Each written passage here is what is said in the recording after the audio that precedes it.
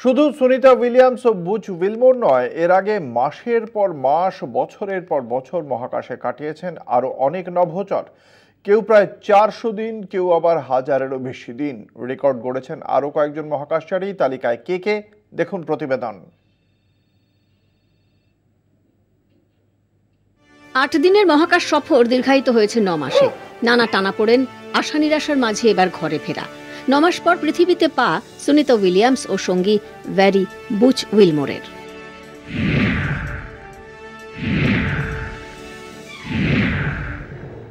Record বলছে সুনিতা ও বুচের থেকেও বেশি সময় মহাকাশে কাটিয়েছে নাসার আরও 4 নভোচর।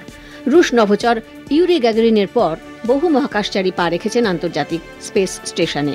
তাদের মধ্যে কেউ কেউ কাটিয়েছেন 300 দিনেরও বেশি সময়।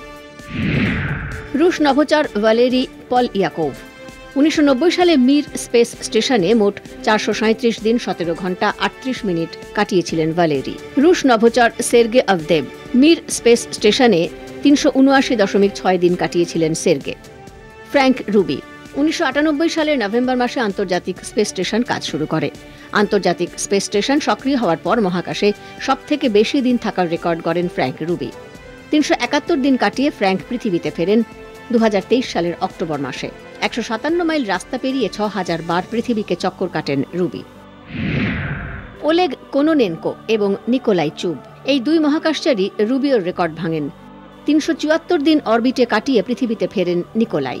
1111 দিন অরবিটে কাটিয়ে রেকর্ড তৈরি করেন ওলেগ কোনোনেনকো।